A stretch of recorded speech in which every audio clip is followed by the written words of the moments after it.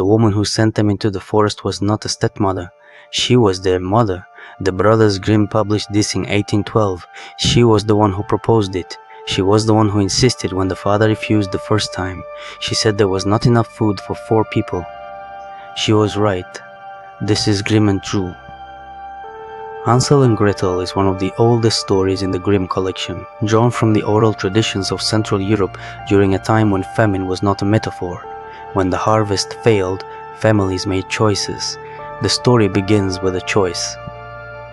A woodcutter lives at the edge of a great forest with his 2 children and his wife. The children are Hansel and Gretel. One night the parents talk through the wall about what they plan to do, and the children hear everything. Hansel sleeps outside. The moon is full. He fills his pockets with white pebbles from the bath and goes back to bed. In the morning, the family walks into the forest, deeper than they have been before. The father builds a fire. The mother tells the children to sit and rest. They will come back for them, she says. They do not come back. The fire burns down. The forest goes dark. Gretel weeps.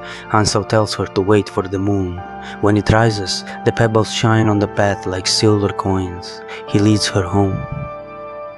The mother says nothing when they return. Within days she proposes it again. This time the father cannot refuse twice. Hansel tries to sleep outside for more pebbles. The door is locked. In the morning he drops breadcrumbs on the path as they walk. When they wake in the dark forest alone, the crumbs are gone. Birds have eaten them. They walk for 3 days. On the 3rd day, through the trees, they see something impossible. A house. Not a hunter's cottage, not a woodcutter's hut. A house made of bread. The roof is cake. The windows are panels of clear sugar. A child who has walked for 3 days without food does not stop to ask questions. They eat. A voice comes from inside. Nibble, nibble, little mouse. Who is nibbling at my house? Hansel answers. The wind. The wind, the wind, the heavenly child. The door opens. The woman inside is very old and nearly blind. She gives them a good meal. Pancakes and sugar, milk and apples. She shows them 2 white beds with clean sheets. She seems kind. In the morning she is not kind. She locks Hansel in a cage. She tells Gretel to cook. Feed your brother. When he is fat enough, I will eat him. Every morning the witch comes to the cage and tells Hansel to put out his fingers so she can feel how fat he is growing. Hansel pushes out a small chicken bone. She cannot see well enough to know the difference. After 4 weeks, she loses patience. She tells Gretel to heat the great stone oven. She is done waiting. Then she changes her mind. She will have Gretel first. She tells Gretel to lean into the oven and check if it is hot enough to bake bread.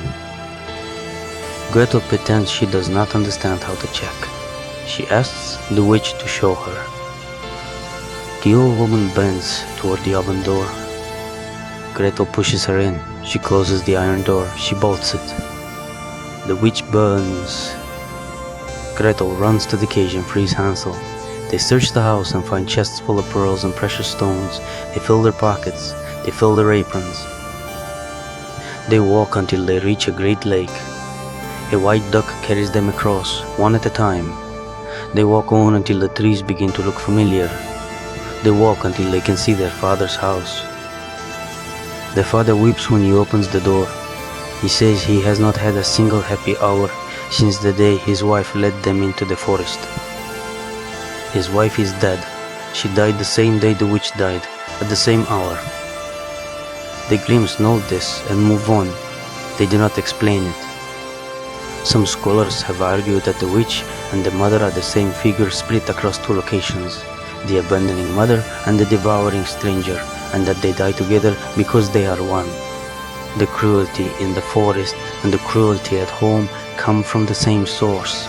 The children outlive both. Between the 1812 first edition and the 1857 final edition, the Brothers Grimm made one significant change. The biological mother became a stepmother. The word wicked was attached to her. The father was recast as a victim of her manipulation. The story became easier to read to children at bedtime. But it was before, a story about a famine, about parents who chose themselves over their children, about children who chose survival, and about a girl at an oven door who did not hesitate for a single moment. This is Grim and True. If you want more of the real stories, subscribe. Next week, Rumpelstiltskin.